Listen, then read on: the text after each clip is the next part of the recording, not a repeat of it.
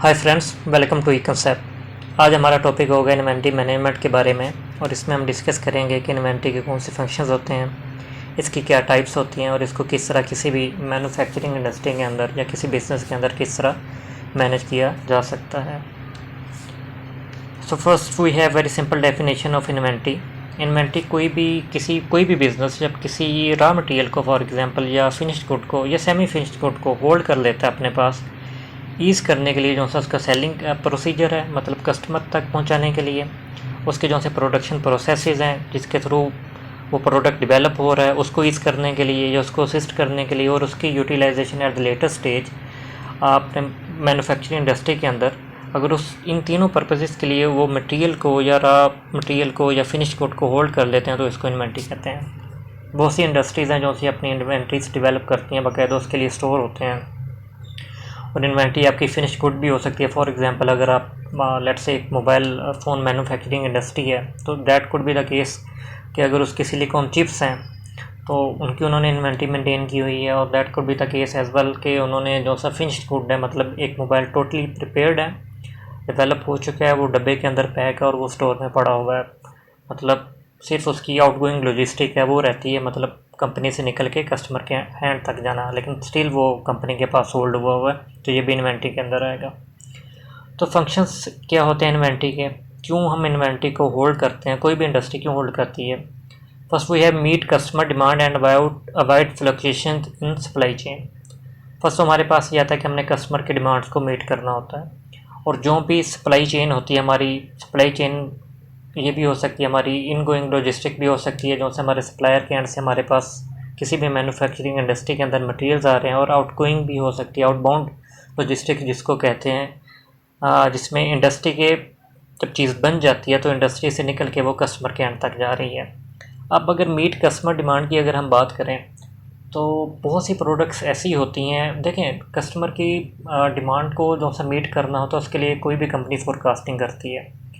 दो तरह की चीज़ें होती हैं, या तो आपके पास फर्म ऑर्डर है, फॉर एग्जांपल अगर हम मोबाइल के ही एग्जांपल हैं, या तो हमारे पास किसी भी टेलर के या किसी भी डिस्ट्रीब्यूटर के या कस्टमर के हमारे पास ऑर्डर होंगे, फर्म ऑर्डर होंगे कि हमें इतने मोबाइल्स चाहिए, एक तो हम वो बना लेंगे।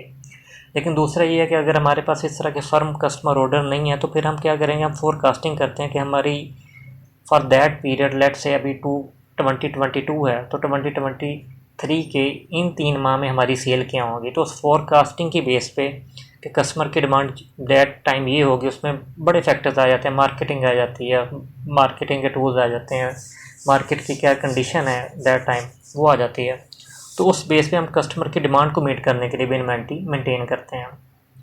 लाजमी बात है हम अब फ्लक्चुएशंस, किसी भी तरह की कोई फ्लक्चुएशन हमारी सप्लाई चेन में नहीं चाहते जिसकी वजह से हमारा जो सा प्रोडक्शन प्रोसेस है वो डिस्टर्ब हो। इसमें हमारा जो सा कोई भी इंडस्ट्री है उसका मार्केट के अंदर जो सा नाम है वो भी ख़राब हो सकता है, और प्लस उसके जो से प्रोडक्शन प्रोसेसेस हैं वो डिले हो सकते हैं जिसकी वजह से उसको एक लॉस भी हो सकता है। सेकंड हमारे पास आता है D coupling of production processes. Actually ये वर्क इन प्रोसेस इन्वेंट्री की बात हो रही है। कोई भी जो सी एक प्रोडक्ट होती है वो तकरीबन कोई मतलब उसका एक साइकिल टाइम होता है जिसमें उससे बनना होता है, और that could be the case for example हमारे पास एक प्रोडक्ट के लिए 10 वर्किंग स्टेशन हैं, और हर वर्किंग स्टेशन के ऊपर उस प्रोडक्ट को फॉर एग्जांपल 1 से 2 दिन ठहरना है, मतलब उसकी 1 से 2 दिन की वर्किंग है वहाँ पे। तो अगर हमारे पास वर्क इन प्रोसेस इन्वेंट्री मौजूद है, फॉर एग्जांपल अगर हमारे पास जो सा वर्किंग स्टेशन 5 है उसमें कोई मैन्युफैक्चरिंग आ जाती है, और तो इसका मतलब है कि हमारी वहाँ से कोई प्रोडक्ट नहीं निकल रही, और वर्किंग स्टेशन 6 के ऊपर हमारी वहाँ से कोई प्रोडक्ट निकल के नहीं जा रही, तो इसकी वजह से हमारा जो सा प्रोडक्शन लाइन है वो तो बंद हो जाएगी। लेकिन अगर हमारे पास कुछ वर्क इन प्रोसेस इन्वेंट्री पड़ी हुई है वर्किंग स्टेशन 5 की, मतलब प्रोडक्ट अंडरगोन था प्रोसेस के, वो कंप्लीट नहीं हुआ हुआ था, ठीक है, तो इस केस में हमारा वो वर्क नहीं रुकेगा। तो जब तक वो मैन्युफैक्चरिंग या जो भी वो मेंटेनेंस का मसला है जब तक वो दूर नहीं होगा, तो हम जो से हमारे पास वर्क इन प्रोसेस इन्वेंट्री होगी हम उसको यूज़ करते रहेंगे। तो D couple of production processor को करने के लिए होता है, और ये इसलिए भी होता है कि लेट से आपके पास सप्लायर के एंड से भी आपके पास अक्सर डिलेज आ रहे होते हैं, ठीक है। अगर आपके पास इन्वेंट्री हमने मेंटेन की हुई है, क्वाइट पॉसिबल अगर किसी भी वजह से कोई मार्केट के कंडीशंस की वजह से अगर आप सप्लायर के एंड से या क्वालिटी के इश्यूज़ की वजह से आपकी जो सी सप्लाई है वो डिस्टर्ब हो जाती है। तो अगर आपके पास इन्वेंट्री पड़ी हुई है, वर्क इन प्रोसेस इन्वेंट्री पड़ी हुई है, या आपके पास रॉ मटेरियल में भी इन्वेंट्री पड़ी हुई है, तो आप उसको यूज़ कर लेते हैं। देन आपके पास to take advantage of quantity discount भी यूजुअली आता है जब आप कहीं एक इंपोर्ट से कोई चीज़ें मंगवा रहे होते हैं, या यूजुअली आप एक बल्क क्वांटिटी में आप कोई मतलब रॉ मटेरियल परचेज़ कर रहे होते हैं, या कोई सेमी प्रोडक्ट भी यूज़ कर रहे हैं। तो अगर आप एक स्पेसिफिक क्वांटिटी के ऊपर जाते हैं तो आपको इतना क्वांटिटी डिस्काउंट उसके ऊपर मिल रहा है कि आप कहते हैं ठीक है जी, हम इन्वेंट्री कर लेते हैं, इस चीज़ को होल्ड कर लेते हैं अपने पास, हमारे पास इतना उसका आ रहा है, मतलब क्वांटिटी डिस्काउंट हमें इतना मिल रहा है। लेकिन टू बी श्योर हमारे पास जो से हमने इन्वेंट्री होल्ड की होती है उसकी भी हमारी होल्डिंग कॉस्ट वगैरह हमें पड़ रही होती है, सेटअप कॉस्ट हमें पड़ रही होती है। तो इसकी टोटल एक कैलकुलेशन है कि आप क्वांटिटी डिस्काउंट मॉडल की तरफ जाएंगे कि आप कहेंगे कि हम उसको परचेज़ कर लेते हैं, कि आप डिसाइड करेंगे हमारी होल्डिंग कॉस्ट है जो से हमने वेयर हाउसेस बनाए हुए हैं, या हमारी जो सी लेबर है, जो उसका जो रेंट है वो हमें ज़्यादा पड़ेगा। तो वो लेटेस्ट स्टेजेस पे हम वो भी डिस्कस करेंगे। लेकिन that could be the case कि आपको क्वांटिटी डिस्काउंट मिल रहे हैं और आप उसके लिए इन्वेंट्री को मेंटेन कर रहे हैं। और इन द लास्ट इन्फ्लेशन के अगेंस्ट, फॉर एग्जांपल अगर आपको मार्केट कंडीशंस कुछ इस तरह के आपको लगता है कि इन्फ्लेशन बढ़ जाएगी, उसके रेट्स बढ़ जाएंगे, तो आप उसको पहले ख़रीद के रख सकते हैं। Now the types of inventory. These are very simple. First we have raw material inventory. Material has been purchased but not processed. Decoupling of suppliers from the production processes. मतलब ये वो मटेरियल है जो आपके पास रॉ फॉर्म में है, उसका main मकसद ये होता है कि हमने जो से सप्लायर्स उनको डीकपल कर देना प्रोडक्शन प्रोसेस से। लेट्स से हमारे पास एक कंसेप्ट है जीआईटी का, जस्ट इन टाइम मैन्युफैक्चरिंग। इसमें ये होता है कि जो सी चीज़ हमें चाहिए वो राइट टाइम पे राइट प्लेस में हमारे पास अवेलेबल हो, और हम उसको बना के आगे मतलब आउटबाउंड लॉजिस्टिक में डाल दें, वहाँ से कंपनी से बाहर निकल जाए। इसमें तकरीबन 9 वेयर हाउसिंग का कॉन्सेप्ट है। लेकिन फॉर एग्जांपल अगर हम इस तरह की कोई प्रैक्टिस फॉलो कर रहे होते हैं और किसी वजह से अगर हमारी सप्लायर्स हैं उनकी क्वालिटी के इश्यूज़ की वजह से, शटडाउन की वजह से, किसी भी वजह से अगर हमारी सप्लाई जो सी है वो डिस्टर्ब हो जाती है, हमारे पास सप्लाई नहीं आती, तो दैन क्या होगा, हमारा प्रोडक्शन प्रोसेस रुक जाएगा, हमारी जो सी प्रोडक्शन लाइन है वो ख़त्म हो जाएगी। तो मटेरियल, ड्राई मटेरियल इन्वेंट्री का मेन मकसद ये होता है कि आपका ऐसा मटेरियल ऐसा प्रोसेस ना हो, और इसको रखने का मकसद ये होता है कि आपके जो से सप्लायर्स हैं आपने उसको डीकपल कर देना होता है प्रोडक्शन प्रोसेस से। दैन हमारे पास आता है वर्क इन प्रोसेस इन्वेंट्री। इसको हमने पहले भी डिस्कस किया था कि ये ऐसी इन्वेंट्री होती है और ऐसे पार्ट्स होते हैं जो से किसी हद तक तो प्रोसेस हो गए होते हैं। फॉर एग्जांपल अगर हमारे पास 10 वर्किंग स्टेशन है तो ये 3 से 4 वर्किंग स्टेशन का तो काम हो चुका हुआ है इनके ऊपर, लेकिन 3-4 का इनके ऊपर पेंडिंग होता है, कम्प्लीटली प्रोसेस नहीं हुए होते। ये साइकिल टाइम पे बहुत ज़्यादा डिपेंड करता है, उसको हम नेक्स्ट स्लाइड में डिस्कस करेंगे। कोई भी प्रोडक्ट है वो किसी इंडस्ट्री के अंदर मैन्युफैक्चर हो रही होती है तो उसका एक साइकिल टाइम होता है, जब वो फर्स्ट कंपनी के अंदर इंटर होती है रॉ फॉर्म में, और जब वो कंप्लीट प्रोडक्ट निकलता है कंपनी के अंदर से, तो उसका एक साइकिल टाइम होता है। अगर किसी का साइकिल टाइम जितना ज़्यादा बड़ा होगा, लाजमी बात है उसकी वर्क इन प्रोसेस इन्वेंट्री ज़्यादा होगी, क्योंकि वो मिड स्टेशंस के दरमियान वो चीज़ वैसे पड़ी रहेगी। वो हम उसको डिस्कस करते हैं नेक्स्ट स्लाइड में। वर्क इन प्रोसेस इन्वेंट्री की जैसे हमने पिछली स्लाइड में भी बात की कि ये भी डीकपल प्रोसेस कर देता है प्रोडक्शन के। अगर लेट से हमारे पास एक वर्किंग स्टेशन में कोई मेंटेनेंस का कोई इशू आ गया और हमारे पास वर्क इन प्रोसेस इन्वेंट्री कोई स्पेयर पार्ट्स या सब पार्ट्स पड़े हुए हैं, सेमी प्रोडक्ट पड़ी हुई है जो सी फिनिश तो नहीं है लेकिन उस स्टेशन की पड़ी हुई थी, हमने साइड पर रखी हुई, तो वो नेक्स्ट मतलब ब्लाइंड जो सी हमारी है वो चलती रहती है। देन हमारे पास फिनिश्ड गुड इन्वेंट्री आती है। फिनिश्ड प्रोडक्ट अवेटिंग शिपमेंट, मतलब ये हमारे पास फिनिश्ड गुड पैकिंग हालत में पड़ी हुई है हमारे पास हो रही है, मतलब शिपमेंट का इंतज़ार कर रही है। डिमांड फोरकास्टिंग पे यूजुअली ये डिपेंड कर रही होती है, हमने डिमांड की होती है। फॉर एग्जांपल अगर हम गर्मियों की बात करें तो मे बी जो से डीप फ्रीज़र्स हैं या HVAC का जो सा काम है वो गर्मियों में बढ़ जाना, तो क्वाइट पॉसिबल है कि सर्दियों के अंदर अगर हम उनको ज़्यादा बना लें, स्टॉक कर लें, ताकि गर्मियों के अंदर हमारी फैक्ट्री के ऊपर या मैन्युफैक्चरिंग इंडस्ट्री के ऊपर ज़्यादा लोड ना है। इसलिए भी होता है कि लेबर होता है, अगर कंपनी ने एक स्पेसिफिक लेबर की जो से नंबर्स मेंटेन किए हुए हैं ना, वो मतलब उनको फ्री करते हैं या रिटेन उन्होंने किया हुआ अपने एम्प्लॉयज़ को, तो वो ये करते हैं कि जो सा ऑफ सीज़न होता है उसमें चीज़ें ज़्यादा बना लेते हैं ताकि सीज़न के अंदर, ऑन सीज़न के अंदर उनको ज़्यादा मुश्किलात पेश ना करनी पड़े। दूसरा होता है unknown customer demand. There could be the cases के जब कस्टमर डिमांड बहुत ज़्यादा बढ़ जाती है। फॉर एग्जांपल जब कोविड आया तो जो से मास्क थे, फेस मास्क, सर्जिकल मास्क, तो किसी को नहीं पता था कोविड आने से पहले कि इनकी इतनी ज़्यादा डिमांड होगी, तो इनके रेट्स भी बढ़े, तो इनकी सेल भी बहुत ज़्यादा बढ़ी कोविड की वजह से। तो कुछ ऐसी भी अननोन कस्टमर डिमांड होती, this is some special case, लेकिन there could be many cases. For example अगर हम ऑटोमोटिव की ही बात करें कोविड के अंदर, तो फर्स्ट कोविड जब आया तो ऑटोमोटिव की जो सी सेल्स थी वो काफ़ी डिक्लाइन की थी, लेकिन क्योंकि लोग घरों के अंदर बंद हो गए थे। लेकिन जैसे ही कोविड से पाबंदियाँ हटी तो ऑटोमोटिव की जो सी सेल्स हैं वो बहुत से कंट्रीज़ में बहुत ज़्यादा उन्होंने जंप लिया, क्योंकि लोगों ने जब ट्रांसपोर्ट बंद होगी, पब्लिक ट्रांसपोर्ट बंद होगी, तो लोगों ने अपनी गाड़ियाँ ख़रीदना स्टार्ट की कि ताकि नेक्स्ट टाइम से इन केस अगर ऐसी कोई कंडीशन होती है तो हमारे पास अपनी गाड़ियाँ हों, एक घर में एक से ज़्यादा गाड़ियाँ मौजूद हों, ताकि अगर किसी को बाहर जाना भी पड़े तो पब्लिक ट्रांसपोर्ट यूज़ ना करनी पड़े। सबसे एंड पे हमारे पास MRO आता है, जिसमें मेंटेनेंस, रिपेयर, ऑपरेटिंग सप्लाईज आती हैं। वेरी सिंपल है, हमारे पास लाजमी बात है प्रोडक्शन शेड्यूल्स बने होते हैं किसी भी इंडस्ट्री के अंदर, मेंटेनेंस शेड्यूल्स होते हैं। इसमें आपके पास प्रिवेंटिव मेंटेनेंस आती है, और प्रिवेंटिव मेंटेनेंस के लिए आपको चीज़ें चाहिए होती हैं। फॉर एग्जांपल अगर हमारे पास एक डीजल जेन सेट है और आपको उसके लिए इंजन ऑयल चाहिए, ठीक है जी, आपको गियर ऑयल उसका चाहिए, अगर गियर बॉक्स है तो इस तरह की जो सी चीज़ें होती हैं, या फ्यूल आपको फ़िल्टर चाहिए, एयर फ़िल्टर आपको चाहिए, तो MROs के अंदर वो चीज़ें आ जाए जो सी आपके maintenance schedule, usually preventive maintenance schedule होते हैं, आपने मेंटेन किए होते हैं। और कुछ ऐसी चीज़ें होती हैं वो प्रिवेंटिव मेंटेनेंस के अंदर तो नहीं आ रही होती, लेकिन वो किसी भी वक्त ख़राब हो सकती हैं, मतलब अनशेड्यूल एक्टिविटीज़ होती हैं। फॉर एग्ज़ाम्पल कुछ सील्स हैं, तो इनको आप MROs के अंदर लेके आते हैं। तो ये आपकी स्पेसिफिक जो सी प्रोडक्ट रिलेटेड नहीं होती यूजुअली।